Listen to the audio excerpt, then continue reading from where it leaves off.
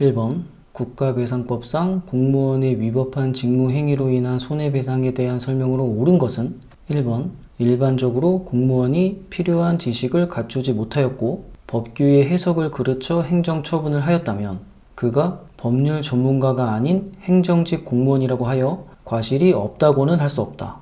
이거 맞죠? 자, 공무원이 법규의 해석을 그르쳐 행정처분을 했다면 요거는 과실이 있는 거예요. 과실이 없다고 할 수 없다. 그러니까 과실이 있다. 맞다. 다음 2번 국가배상의 요건인 공무원의 직무에는 국가나 지방자치단체의 비권력 작용과 사경제 주체로서 하는 작용이 포함된다. 자, 이거 틀렸죠? 공무원의 직무는 비권력 작용은 맞는데 사경제 주체로서 하는 작용은 아니죠. 이 부분이 틀린 거죠. 이것도 엄청 자주 나오는 선지죠. 다음 손해배상 책임을 묻기 위해서는 가해 공무원을 특정하여야 한다. 요거는 틀렸죠. 이 3번 선지는 상식으로도 풀 수 있죠. 내가 국가에 손해배상 책임을 물으려 하는데 가해 공무원을 특정하지 못하는 상황도 있을 거 아니에요. 그럴 때도 손해배상을 청구할 수 있어야죠. 요거는 상식적으로도 틀렸다고 할 수 있어야 된다. 다음 4번 국가가 가해 공무원에 대하여 구상권을 행사하는 경우 국가가 배상한 배상액 전액에 대하여 구상권을 행사하여야 한다. 요것도 틀렸죠. 이 4번 선지도 상식으로 풀 수 있어요. 국가가 가해 공무원에 대해서 구상권을 행사할 수 있죠. 어떨 때 그렇죠? 가해 공무원의 중과실이 있을 때 가능은 한데 국가가 배상한 배상액 전액에 대하여 구상권을 행사하여야 한다. 이 전액이 틀렸죠. 전액이 아니라 인정되는 만큼만 구상권을 청구해야겠죠. 그래서 답은 1번. 자, 해설하겠습니다. 옳은 것은 공무원의 법규 해석에 대한 과실, 여기 두 가지가 나오는데 법규 해석 실수를 해서 위법 처분을 했다. 요거는 과실이 인정되는데 법령의 해석이 확립되기 전에 한 가지를 선택해서 처분을 했는데 그게 위법 처분이었다. 요때는 과실이 인정되지 않는다. 이게 어떤 기준으로 과실이 있냐 없냐를 판단하냐면 평균적인 공무원을 기준으로 주의 의무를 다 했느냐, 요걸 보는 거예요. 일반 선지에서도 보면 일반적으로 공무원이 필요한 지식을 갖추지 못하였고 이게 평균적인 공무원 기준 이하라는 거죠. 그렇게 해서 법규의 해석을 그르쳐 행정처분을 하였다면 이럴 때는 평균적인 공무원을 기준으로 했을 때 주의 의무를 다한 게 아니다. 그러니까 과실이 있다. 이렇게 보는 거예요. 반면에 법령 해석이 확립되기 전에 충분히 고민을 해보고 한 가지를 선택해서 처분을 했는데 그게 위법 처분이다. 이럴 때는 평균적인 공무원을 기준으로 했을 때 주의 의무를 다 했다고 보는 거죠. 상식적으로 봐도 공무원이 할 수 있을 만큼 했죠. 아직 법령 해석이 확립되기 전이니까 이럴 때는 과실이 없다고 보더라. 자, 길게 설명을 했지만 어쨌든 외우면 돼요. 1번 선지는 특히 많이 나오는 거죠. 다음 2번, 요것도 정말 자주 나오는 선지고 공무원의 직무에는 권력적 작용 포함되고 비권력적 작용 포함되는데 사경제 주체로서의 활동은 포함되지 않는다. 선지 보면 공무원의 직무에는 비권력 작용과 사경제 주체로서 하는 작용이 포함된다. 이거 틀렸죠? 비권력 작용은 맞지만 사경제 주체로서 하는 작용이 틀렸다. 다음 3번 가해 공무원을 특정하지 않아도 국가배상 청구가 가능하다. 복잡한 행정행위는 가해 공무원을 특정하기 어려울 수 있겠죠? 선지 보면 손해배상 책임을 묻기 위해서는 가해 공무원을 특정하여야 한다. 틀렸다. 그리고 비슷한 것들이 나오는 게 가해자를 안다는 것은 가해 공무원의 불법 행위가 그 직무를 집행하면서 행해진 것이라는 사실까지 인식함을 요구해요. 자, 이 부분을 기억해야겠죠? 그 직무를 집행하면서 행해진 것이라는 사실까지 인식함을 요구하더라. 그리고 공무원의 가해 행위가 형사상 무죄라도 국가배상 인정이 가능하다. 이건 좀 특이하죠. 자, 제가 여러 번 얘기했죠. 국가배상은 웬만하면 인정되더라. 처음 보는 선지면 인정될 가능성이 높다. 이렇게 생각하는 게 맞을 확률이 높겠죠. 다음 4번 국가배상 관련해서 공무원의 중과실이 있으면 공무원에게 손해배상 청구가 가능해요. 그리고 공무원의 중과실이 있는데 국가가 먼저 손해배상을 해줬다면 국가가 공무원에게 구상권 청구도 가능하다. 요거는 명문 규정이 있어요. 자, 하지만 항상 전액은 아니겠죠. 자, 이런 것도 상식적인 거죠. 전액이 아닌 인정되는 한도로 구상권 청구가 가능하다. 선지 보면 국가가 가해 공무원에 대하여 구상권을 행사하는 경우 국가가 배상한 배상액 전액에 대하여 구상권을 행사하여야 한다. 이건 틀렸죠. 전액이 아니고 인정되는 만큼만 구상권을 청구해야겠죠. 다음, 자, 국가배상법 2조에 대해서 봅시다. 공무원의 위법한 직무행위로 인해서 손해를 입었을 때 국가에 손해배상을 요구하는 게 국가배상이죠. 이 국가배상은 민사소송이다. 당사자 소송 아니에요. 그리고 행정상 손해배상의 일반법이다. 국가배상이 성립되기 위한 요건은 공무원의 고의나 과실이 있어야 돼요. 그리고 개인의 이익보호 목적도 있어야 돼요. 자, 이게 특이하죠. 그러니까 법령의 내용이 오로지 공익만을 위한 목적일 때는 국가배상을 할 수 없어요. 법령의 내용이 개인의 이익보호의 목적도 있을 때 국가배상이 가능하다. 그리고 당연히 공무원의 위법한 직무행위도 있어야겠죠. 주로 문제가 나오는 게 공무원의 고의과실이랑 개인의 이익보호 목적이 나오더라. 다음, 공무원의 중과실이 있으면 공무원에게도 손해배상 청구가 가능해요. 국가에 대해서도 당연히 가능하고, 그리고 공무원의 중과실이 있을 때 국가가 국가배상을 먼저 해줬다. 그러면 국가는 공무원에게 구상권을 청구할 수 있어요. 명문 규정이 있고 항상 전액을 청구해야 되는 것은 아니다. 그리고 피해자가 공무원에게 손해배상을 청구할 수는 있는데 요거는 명문 규정이 있는 것은 아니더라. 요거 헷갈리죠? 그리고 국가가 공무원의 관리 감독을 잘했더라도 국가배상 청구가 가능하고, 고의적으로 입법 의무를 불이행했을 때는 국가배상 청구 가능하다. 그리고 사무 귀속 주체랑 비용 부담자 모두에게 선택적으로 국가배상 청구가 가능하다. 그러니까 이 둘 다에게 국가배상 청구가 가능하다는 거예요. 그리고 위임사무이든 자치사무이든 모두 지자체는 배상 책임이 있더라.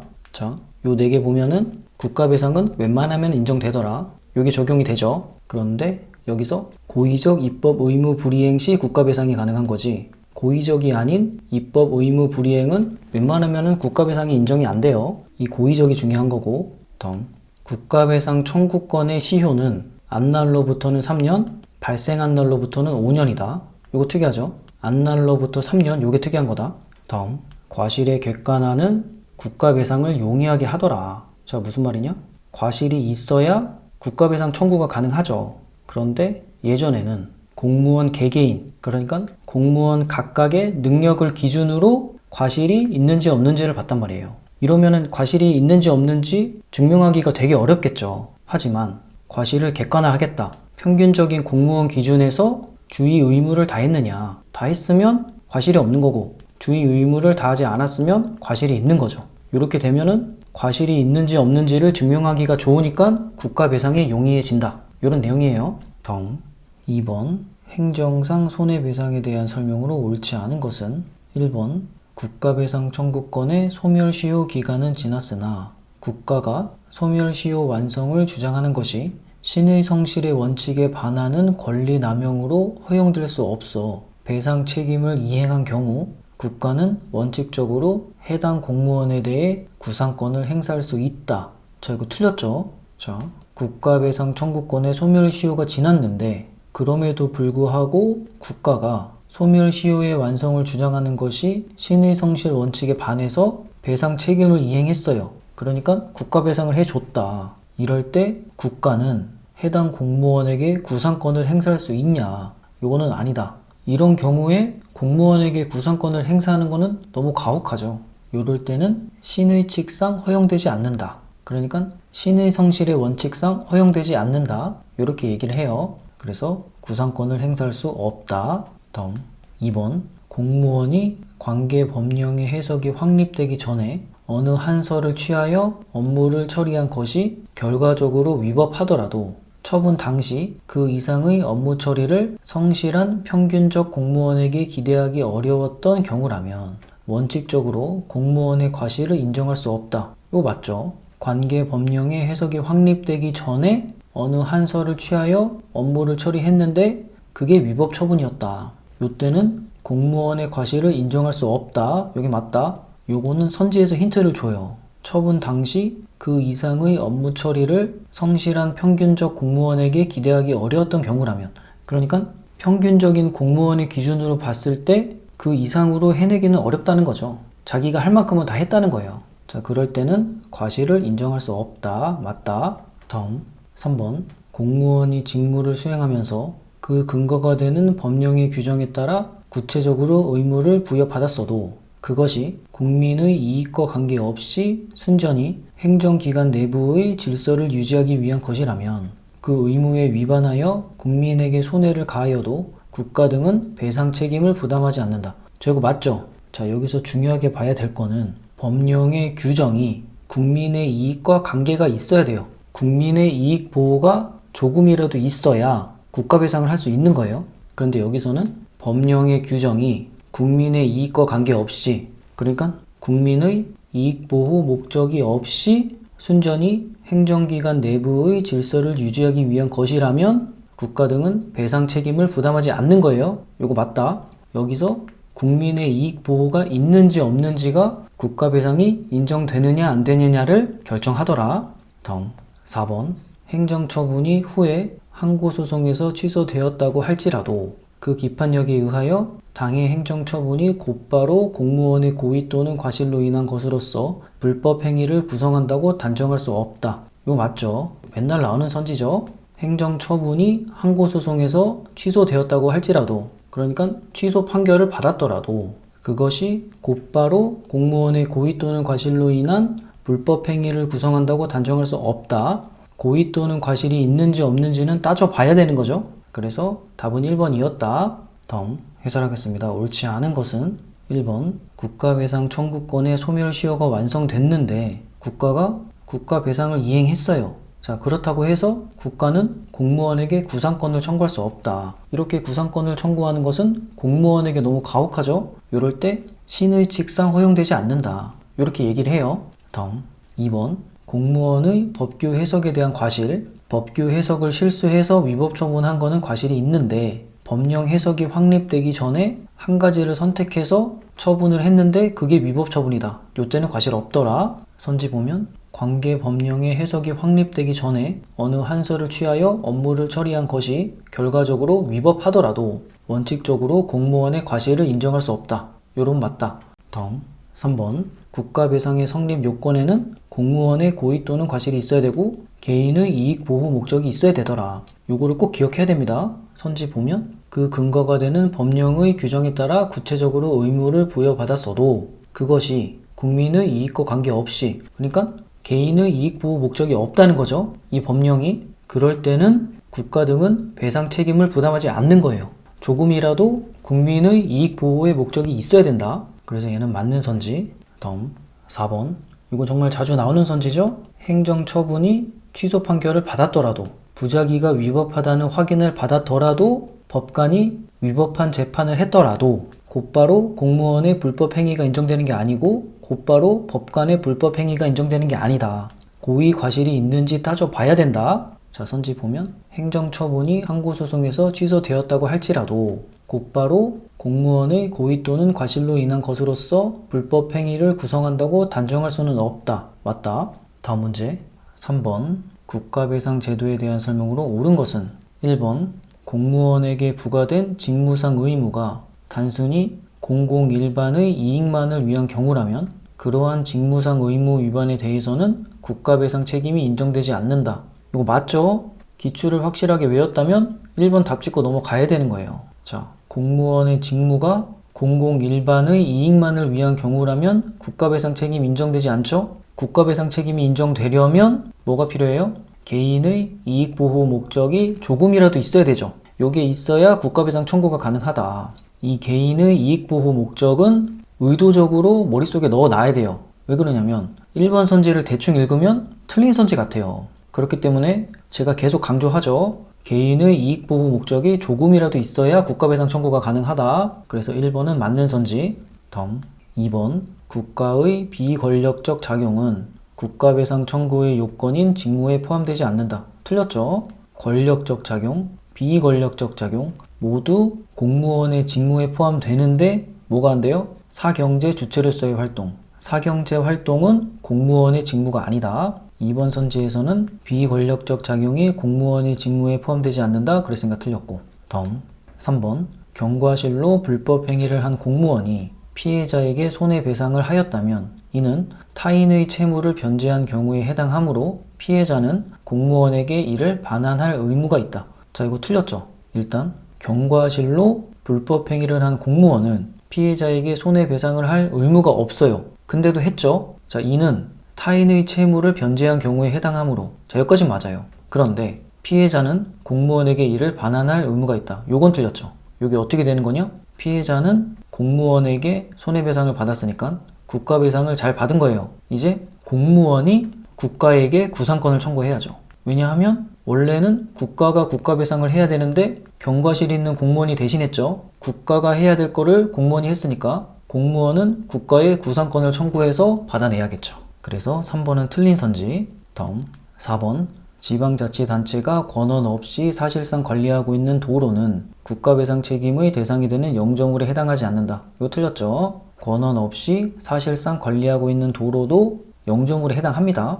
그래서 답은 1번. 자, 해설하겠습니다. 옳은 것은 1번, 국가배상법 2조의 성립 요건은 공무원의 고의나 과실이 있어야 되고 개인의 이익 보호의 목적이 있어야 된다. 1번에서는 공무원의 직무가 단순히 공공 일반의 이익만을 위한 경우라면 국가배상 책임이 인정되지 않는다. 맞죠? 개인의 이익 보호의 목적이 있어야 된다. 다음 2번, 공무원의 직무에는 권력적 작용, 비권력적 작용은 포함되는데 사경제 주체로서의 활동은 아니다. 선지 보면 국가의 비권력적 작용은 국가배상 청구의 요건인 직무에 포함되지 않는다. 틀렸죠? 다음 3번, 경과실 공무원이 직접 피해자에게 손해배상을 했으면 요거는 타인의 채무 변제에 해당한 거죠. 국가가 해야 될 거를 공무원이 했죠. 자, 이럴 때는 공무원은 국가에 구상권을 청구하는 거지 피해자에게 구상권을 청구하는 게 아니에요. 그런데 선지에서는 피해자는 공무원에게 이를 반환할 의무가 있다. 요러니까 틀렸죠. 요거 상식적이죠. 다음 4번, 영조물은 공공목적을 위한 시설물이고 권한 없는 사실상 관리도 포함되고 개인 소유라도 공공목적으로 국가가 관리하면 영조물이 맞아요. 선지 보면 지방자치단체가 권한 없이 사실상 관리하고 있는 도로는 영조물에 해당하지 않는다. 틀렸죠.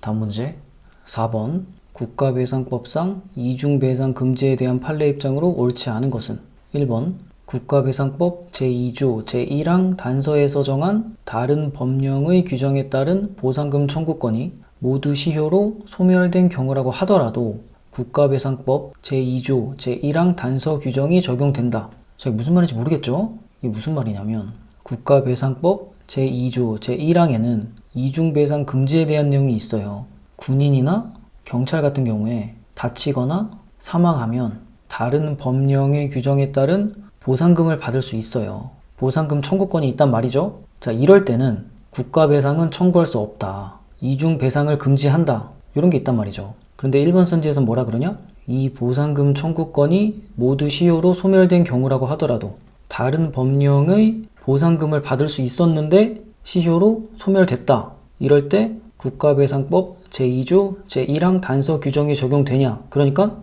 국가배상을 청구할 수 없냐? 이렇게 물어보는 거예요. 요거는 맞아요. 다른 법령의 규정에 따른 보상금 청구권이 있었는데 청구 기간이 지나서 청구를 못한 거죠. 그래서 시효로 소멸되면 국가배상을 청구할 수 없다.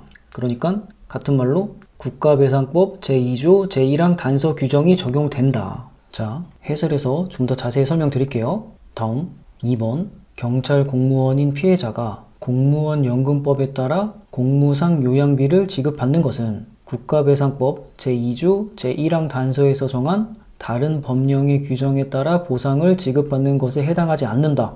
이것도 모르죠. 자, 일단 해석이 돼야 돼요. 무슨 말이냐? 경찰 공무원이 공무원연금법에 따라, 그러니까 다른 법령에 따라 공무상 요양비를 받았대요. 이 요양비가 보상에 해당하냐 해당하지 않냐를 물어보는 거죠. 자, 여기서는 이 요양비를 지급받는 것이 국가배상법 제2조 제1항 단서에서 정한 다른 법령의 규정에 따라 보상을 지급받는 것에 해당하지 않는다. 보상이 아니니까 국가배상 청구 가능하다. 이런 얘기를 하고 있는 거죠? 요거 맞아요. 자, 왜 그러냐면 이 공무상 요양비는 병원 치료비라고 생각하는 거예요. 다른 법령에 따른 보상이 아니고 치료비라고 생각을 하는 거다. 그래서 2번은 맞는 선지.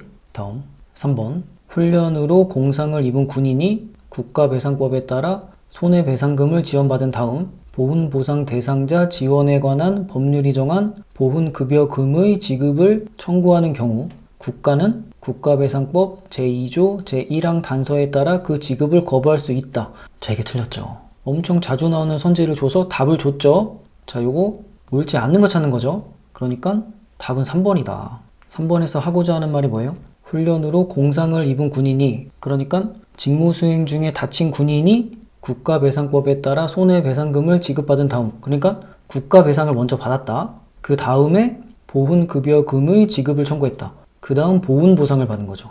요거 어때요? 요거 가능하죠? 자, 반대의 경우는 어때요? 보훈보상을 먼저 받은 다음에 국가배상을 청구하는 건 안 되죠. 요 두 개 맨날 나오는 거죠. 3번을 매우 쉽게 준 거예요. 1, 2, 4번을 어렵게 준 대신 3번을 매우 쉽게 줘서 정답을 찾을 수 있게 줬다. 원래 문제를 이렇게 줍니다. 그래서 3번에서는 국가는 국가배상법 제2조 제1항 단서에 따라 그 지급을 거부할 수 있다. 틀렸죠?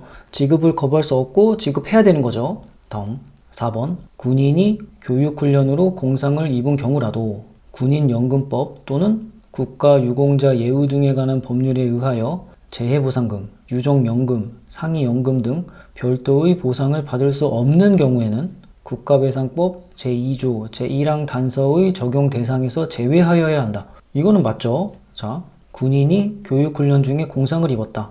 다쳤는데 군인연금법, 국가유공자 예우 등에 관한 법률, 그러니까 다른 법령에 따라 보상을 받을 수 있는 경우가 아니면 재해보상금, 유족연금, 상해연금 등 별도의 보상을 받을 수 없는 경우에는 당연히 국가배상이 가능하겠죠. 여기서 국가배상법 제2조 제1항 단서의 적용 대상에서 제외하여야 한다. 이 말이 국가배상 청구가 가능하다. 요거는 같은 말이에요. 국가배상법 제2조 제1항에 다른 법령에서 보상을 받을 수 있으면 국가배상 할 수 없다. 이렇게 써있는데 이 적용 대상에서 제외해야 된다. 그러니까 국가배상 청구할 수 있다. 이런 말이죠. 자, 요거 해석하기가 어려서 그렇지 해석만 되면 어렵지 않아요. 그래서 답은 3번. 자, 해설하겠습니다. 옳지 않은 것은 국가배상법 2조 1항을 먼저 보면 여기 이중배상 금지에 대한 내용이 있는데 하나의 손해에 대해서 중복 배상을 금지한다. 좀 더 자세히 보면 군인,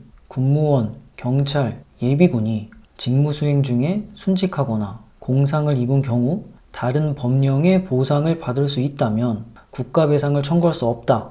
이런 내용이에요. 그 예로 재해보상금, 유족연금 이런 걸 지급받을 수 있으면 손해배상을 청구할 수 없다. 자, 이러면 이제 좀 읽힐 거예요. 1번 선지로 돌아가서 다른 법령의 보상금 청구권이 시효로 소멸됐다. 그렇더라도 국가배상법 2조 1항이 적용된다. 그러니까 다른 법령의 보상을 받을 수 있는 경우이기 때문에 국가배상 청구할 수 없다. 이렇게 연결되는 거죠. 자, 선지 봅시다. 국가배상법 제2조 제1항 단서에서 정한 다른 법령의 규정에 따른 보상금 청구권이 모두 시효로 소멸된 경우라 하더라도 보상금을 청구할 수 있는데 청구 기간을 놓쳐서 시효로 소멸했다. 그러면 국가배상법 제2조 제1항 단서 규정이 적용된다. 맞다. 단서 규정이 적용되니까 다른 법령에 의해서 보상을 받을 수 있는 경우에 해당하고 국가배상은 청구할 수 없다. 다음 2번 경찰관이 공무원 연금법에 따라 요양비를 받았어요.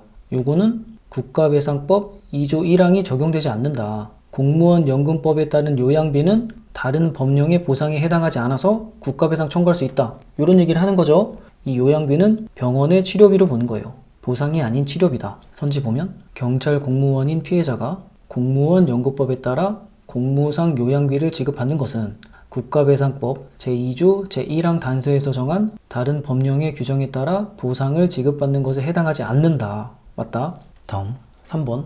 요게 엄청 자주 나오는 선지죠. 요걸로 답을 줬죠. 국가배상을 먼저 받으면 보훈보상이 가능한데 보훈보상을 먼저 받으면 국가배상이 안 된단 말이에요. 3번 선지 보면 공상을 입은 군인이 국가배상법에 따라 손해배상금을 지원받은 다음, 그러니까 국가배상을 먼저 받았다. 그 다음에 보훈급여금의 지급을 청구하는 경우 국가는 그 지급을 거부할 수 있다. 틀렸죠. 국가배상을 먼저 받았으니까 보훈보상 신청하면 보상해줘야 되는 거죠. 다음 4번. 군인이 공상을 입었는데 다른 법령의 보상을 받을 수 없는 경우에는 당연히 국가배상법 2조 1항이 적용되지 않겠죠. 다른 법령의 보상을 받을 수 없는 경우니까 국가배상을 청구할 수 있다. 4번도 어찌 보면 해석 문제죠. 자, 군인이 교육훈련으로 공상을 입은 경우라도 군인연금법 또는 국가유공자 예우 등에 관한 법률에 의하여 재해보상금, 유족연금, 상해연금 등 별도의 보상을 받을 수 없는 경우에 이때는 국가배상법 제2조 제1항 단서의 적용 대상에서 제외하여야 한다. 맞죠? 국가배상 청구할 수 있다. 그리고 비슷하게 나오는 다른 것들도 보면 공익근무요원은 국가배상 청구가 제한되는 군인, 군무원, 경찰 예비군에 해당하지 않는다. 그러니까 다른 법령에 따라 보상을 받을 수 있는 경우라도 국가배상 청구가 가능하다. 그러니까 공익근무요원은 이중배상 청구가 가능하다는 거예요. 그리고 국가배상을 먼저 받으면 보훈보상도 가능하고 보훈보상을 먼저 받으면 그 다음에는 국가배상을 받을 수 없다. 그리고 다른 법령의 보상금 청구권이 시효로 소멸됐다 하더라도 국가배상법 2조 1항이 적용돼서 다른 법령의 보상을 받을 수 있는 경우이기 때문에 국가배상 청구할 수 없다. 그리고 군인이 공상을 입었는데 다른 법령의 보상을 받을 수 없는 경우에는 국가배상법 2조 1항이 적용되지 않는다. 보상을 받을 수 없으니까. 그러니까 국가배상을 청구할 수 있다. 그리고 경찰관이 공무원 연금법에 따라 요양비를 받았는데 요거는 국가배상법 2조 1항이 적용되지 않는다.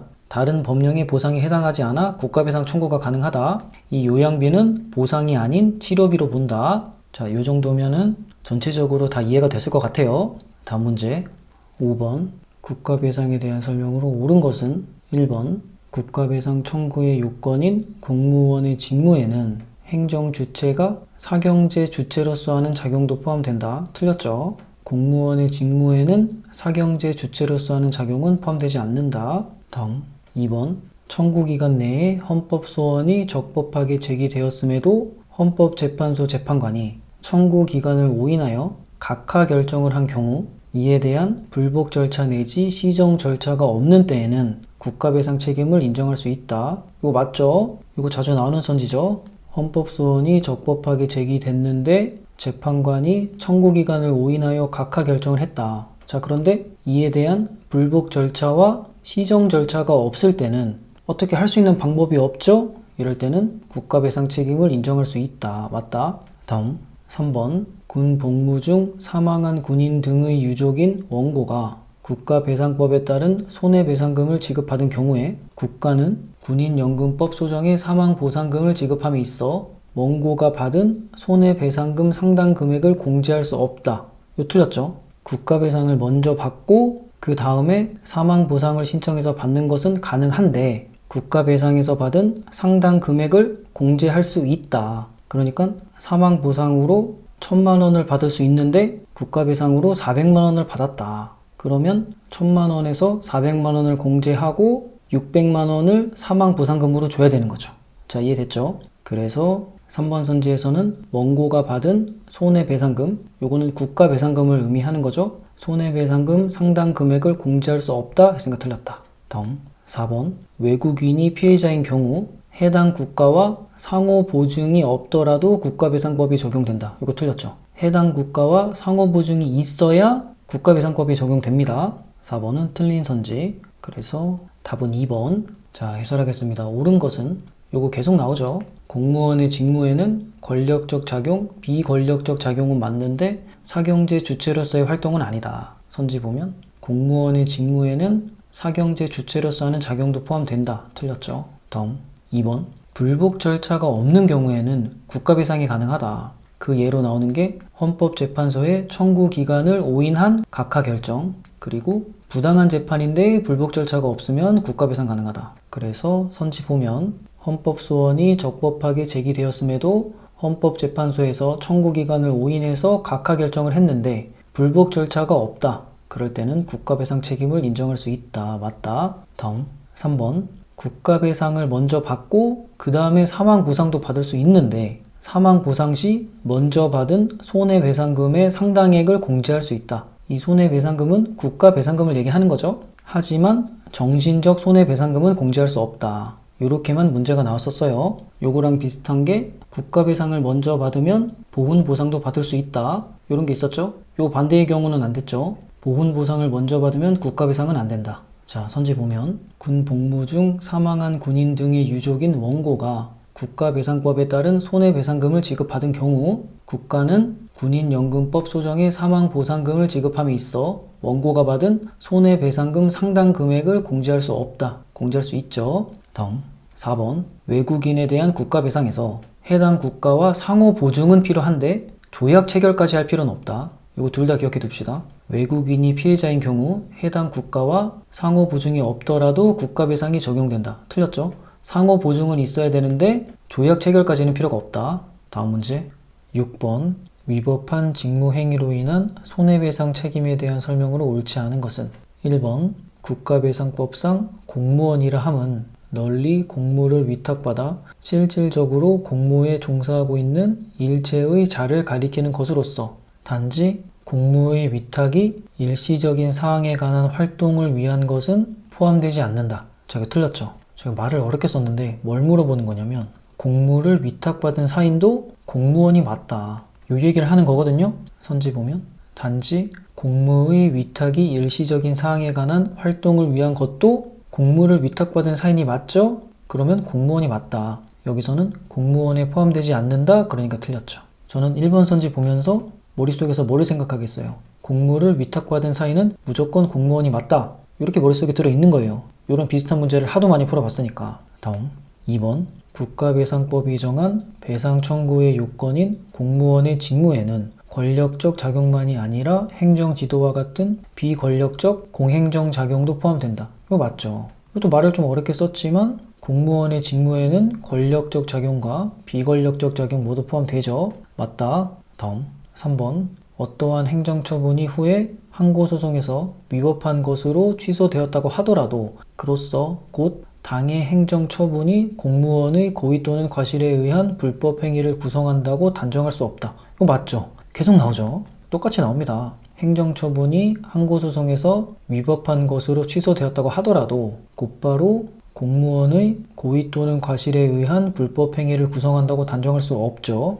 다음 4번 헌법상 과잉금지의 원칙 그리고 비례의 원칙을 위반하여 국민의 기본권을 침해한 국가작용은 국가배상 책임에 있어 법령을 위반한 가해 행위가 된다. 이것도 맞는데 이거는 뭘 물어보는 거냐면 국가배상 책임을 물으려면 공무원의 법령을 위반한 가해 행위가 있어야 되는데 여기 과잉금지의 원칙이랑 비례의 원칙이 공무원의 법령 위반에 해당할 수 있냐? 해당할 수 있다는 거예요. 자, 성문법뿐만이 아니라 불문법, 행정법의 일반 원칙도 공무원의 법령 위반이 될 수 있다. 그러니까 과잉금지의 원칙과 비례의 원칙을 위반해서 국민의 기본권을 침해했으면 그거는 국가배상 책임에 있어 공무원이 법령을 위반한 가해 행위가 된다. 맞다는 거예요. 무조건 성문법만 법령을 위반한 게 아니라 불문법과 행정법의 일반 원칙도 공무원의 법령 위반이 될 수 있다.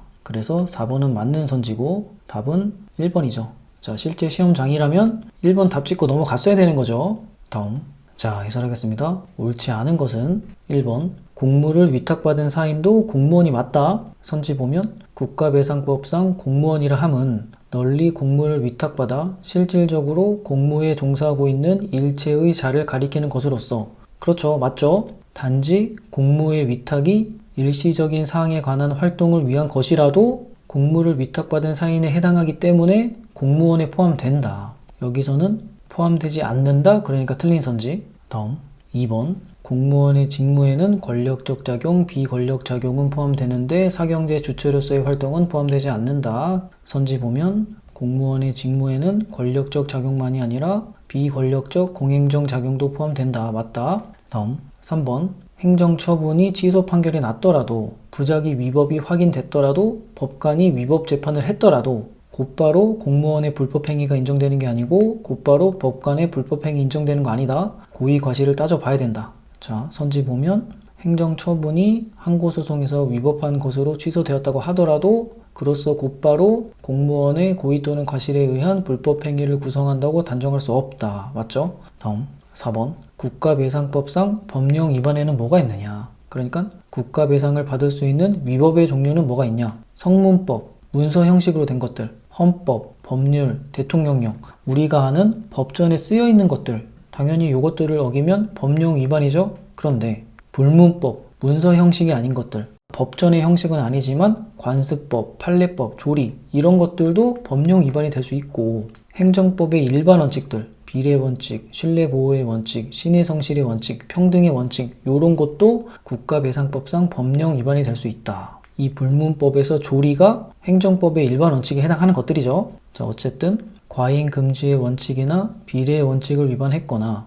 객관적 정당성을 결여한 경우는 국가배상법상 법령 위반에 해당하더라. 하지만 공무원이 법령에 따라 직무집행을 했는데 그게 개인의 권리침해가 됐다. 자, 이럴 때는 국가배상법상 법령 위반이 아니다. 이렇게 문제들이 나오더라. 자, 선지 보면 헌법상 과잉 금지의 원칙, 비례의 원칙을 위반하여 국민의 기본권을 침해한 국가작용은 국가배상 책임에 있어 법령을 위반한 가해 행위가 된다. 이거 맞죠? 다음 문제 7번 국가배상에 대한 설명으로 옳은 것은 1번 국가배상법에 따른 손해배상의 소송은 배상심의회의 배상 신청을 하지 아니하면 제기할 수 없다. 이거 틀렸죠? 자, 이게 무슨 말이에요?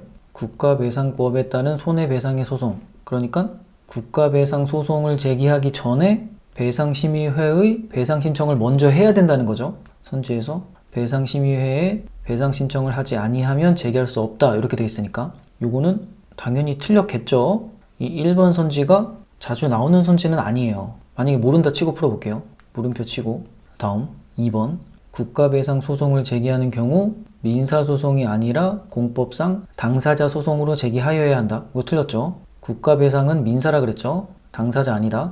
다음 3번 군 복무 중 사망한 사람의 유족이 국가배상을 받은 경우 관할 행정청 등은 군인연금법상 사망보상금에서 소극적 손해배상금 상당액을 공제할 수 있을 뿐 이를 넘어 정신적 손해배상금까지 공제할 수는 없다. 자, 이건 진짜 모르죠.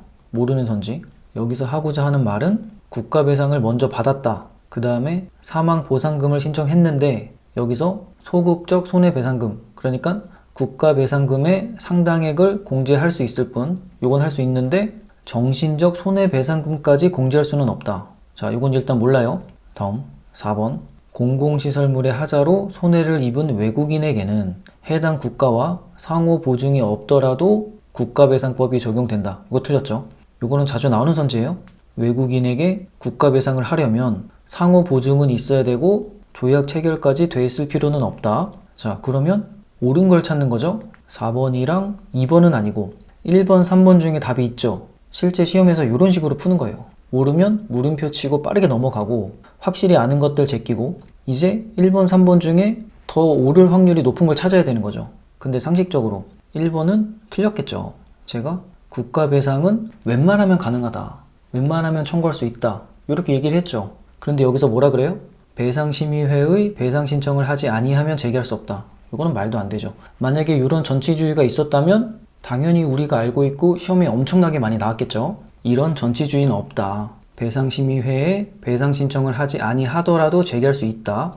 자, 이럴 때 3번 답 찍고 넘어가는 거예요. 그리고 내용을 보면 국가배상을 먼저 받고 사망보상금을 신청했는데 소극적 손해배상금 상당액을 공제할 수 있다. 여기까지 맞죠? 자, 그런데 정신적 손해배상금까지 공제할 수는 없다. 요걸 모르죠. 근데 이게 맞다는 거예요. 사망보상금에서 국가배상금의 상당액을 공제할 수는 있는데 정신적 손해배상금까지는 공제할 수 없다. 이거 맞다. 다음. 자, 해설하겠습니다. 옳은 것은 배상심의회의 결정과 배상의 기준은 법적 구속력이 없고 법원을 기속하지 않는다. 그리고 배상심의회를 거치지 않고 바로 국가배상 가능하다. 이게 상식적이죠. 선지 보면 국가배상법에 따른 손해배상의 소송은 이게 국가배상이죠. 배상심의회에 배상 신청을 하지 아니하면 제기할 수 없다. 틀렸다. 다음 2번 국가배상은 민사소송이에요. 선지 보면 국가배상 소송을 제기하는 경우 민사소송이 아니라 공법상 당사자 소송으로 제기하여야 한다. 틀렸죠.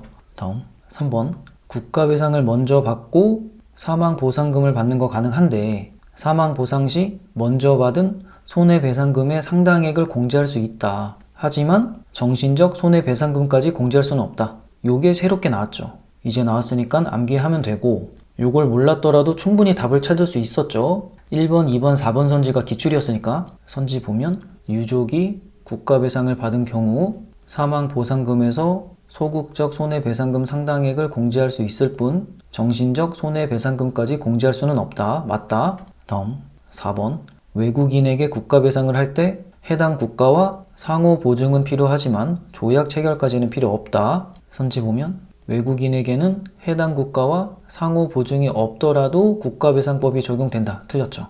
다음 문제.